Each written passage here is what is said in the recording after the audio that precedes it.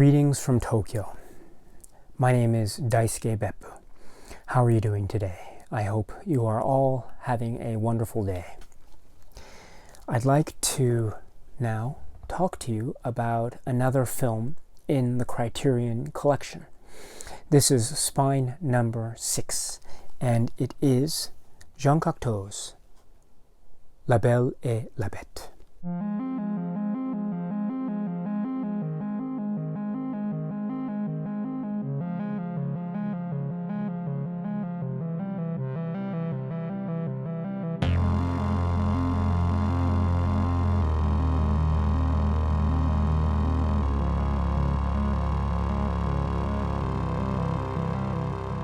So the film La Belle et la Bête, or Beauty and the Beast, is a film from 1946.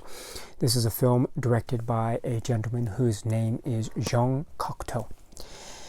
This is a film that is about the story of Beauty and the Beast. This is the story, the very famous story by Madame Le Prince de Beaumont, and it is the story of basically a young woman who is trapped in this place that is occupied by this beast, and it is that story or that relationship that is the focus of this tale. So before we continue, let me just talk to you very briefly about the Criterion release. So this is a very interesting release because it has two commentaries, one by historian Arthur Knight and another by the great cultural historian Sir Christopher Frayling. Next, there is a 1995 documentary called Screening at the Majestic. Next, there is an interview with the cinematographer Henri Alecan. And next there is rare behind-the-scenes photos and publicity stills, and also a restoration demonstration and a trailer. And also there is an alternate soundtrack featuring the music of the opera La Belle et la Bête that was composed by the very famous modern composer Philip Glass. Okay.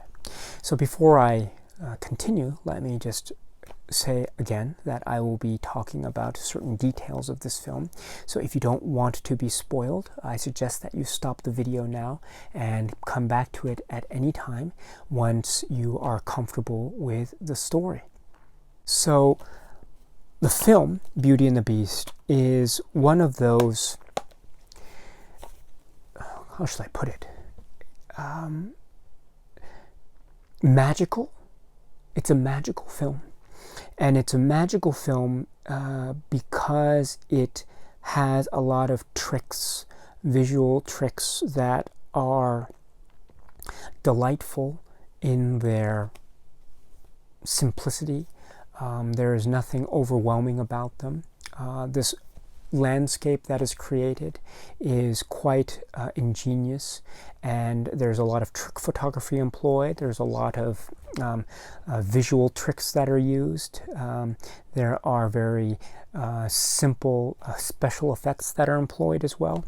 And it's all to create this wonderful landscape and environment that is odd and unusual and unnatural and otherwise something out of a dream. The great thing about this film is that there is a wonderful balance between this quote-unquote dream world and the real world, so to speak. You know, so the world of the home of Belle and her family.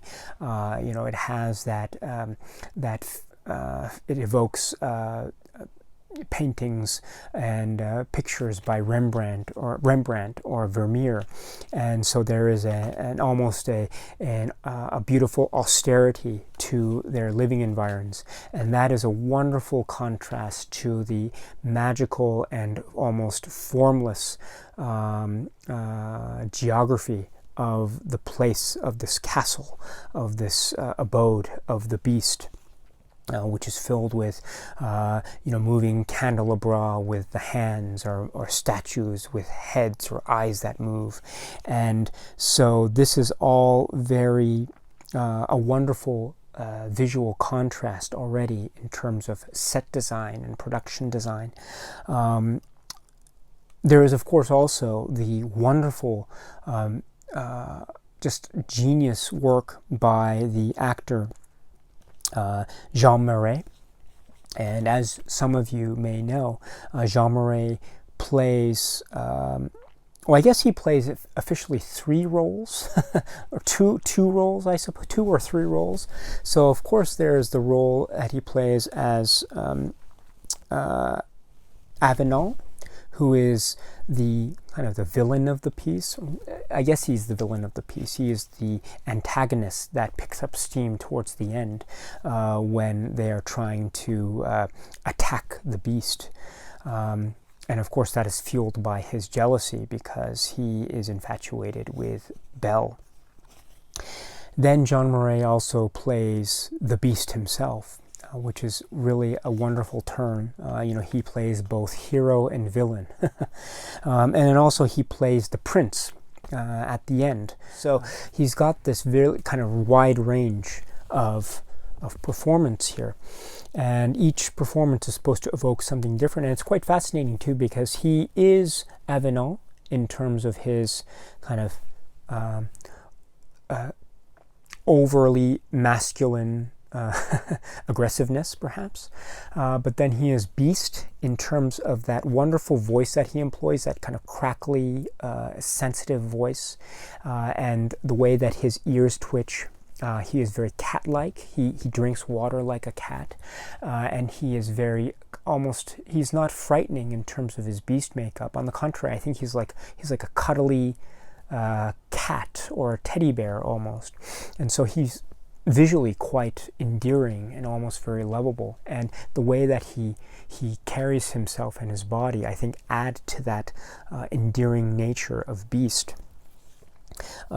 Beast is also very frightening. There are moments when he is very animalistic, but I think on the whole, the soft nature of his character, I think, is key, and that is the way in for us, the viewer, in order for us to believe, or to have the potential to believe, the prospect of love that can exist between this beast and Belle, Josette Day.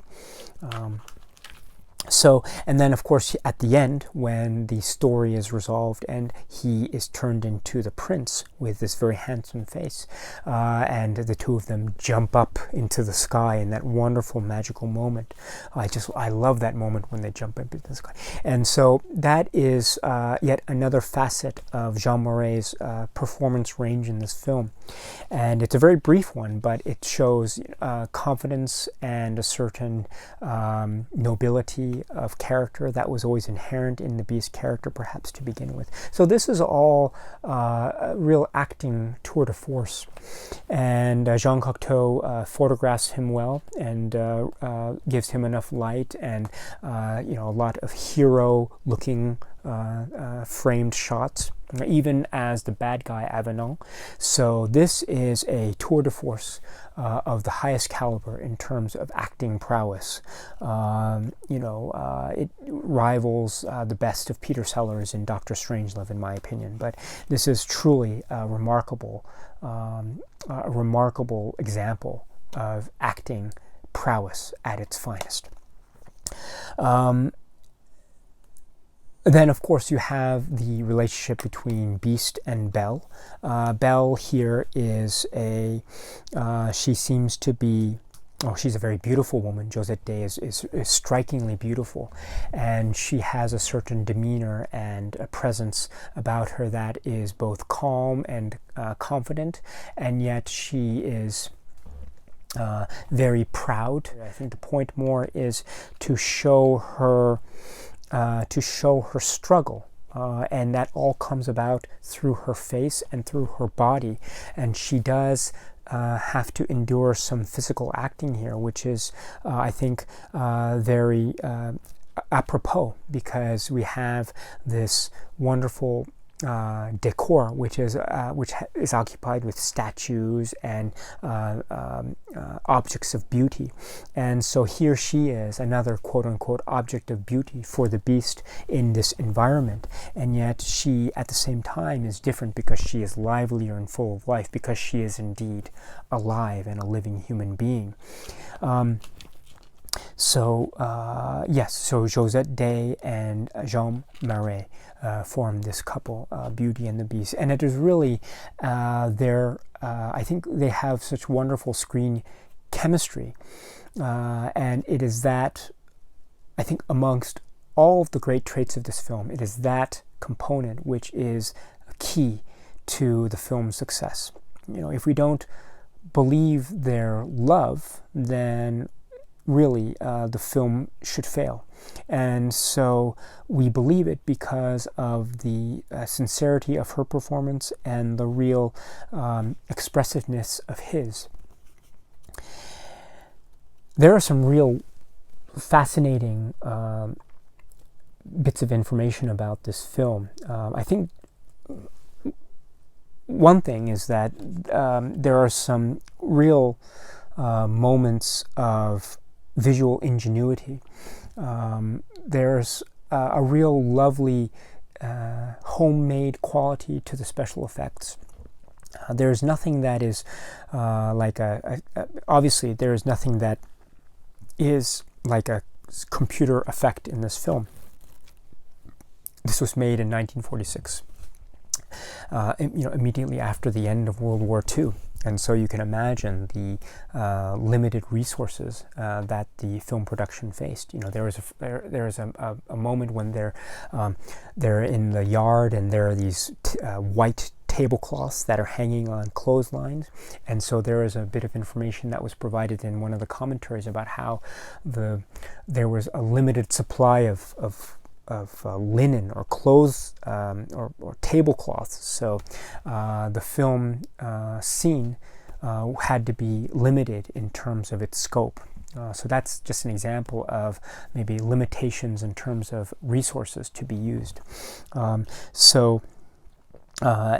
In that context, it's really remarkable and amazing to realize that this film made so much out of so little.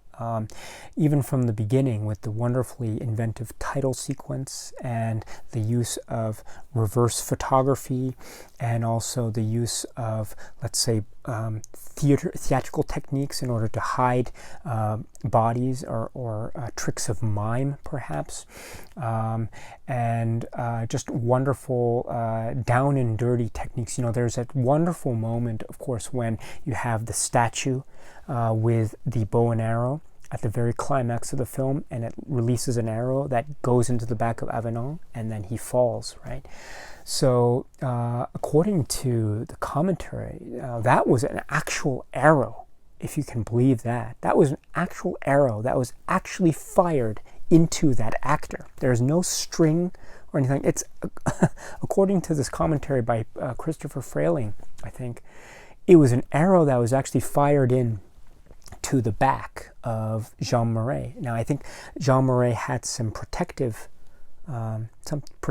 cork covering, I think it was called. So obviously it wouldn't pierce, or the whole point of the protection was that if an arrow was fired into his back, it wouldn't pierce his skin and hurt him. So it would have to protect him. But still, it's a very dangerous stunt, if you can imagine that. And I think, according to the commentary, an arrow was first fired, but it missed and it grazed him. So it was a very dangerous one. So if you can imagine an arrow actually being fired at you, this is quite a scary thing indeed. So bravo to the stunts that were being used here. And bravo again to Jean Marais for his bravery or his stupidity, whatever you think it is. I probably would side with the former rather than the latter. So this is just a remarkable story in terms of its production. And I think it's that homemade quality to its special effects that makes it, in a strange way, much more accessible and therefore much more believable. and it touches my heart in a much more profound way because of its accessibility. So therefore, by the film's end, when we see the couple gloriously together and jumping up, or we see Belle early in the film just floating across the hall in a way that is magical, we know how this is done in terms of maybe she was on a moving platform, or here they are maybe on a rope, or there's some trick photography in terms of reversing the image. So there we know the tricks that are being employed, and yet at the same time we don't care, because the magic of cinema is unfolding before our very eyes, and it is a magic that need not be completely it need not be one that is shrouded completely in mystery and illusion, but it can be one that is open, it can be one that is theatrical, it can be one that we can still see the workings and the strings, and we can still at the same time enjoy it and imagine the things that are being depicted. This is the power of cinema. The power to depict things without fear, without any fear of being found out, warts and all. And it is this honesty that I think propels this film into a whole other stratosphere in terms of an overwhelming magical experience. Beauty and the Beast, Jean Cocteau. Okay, my friends, I hope this was interesting for you.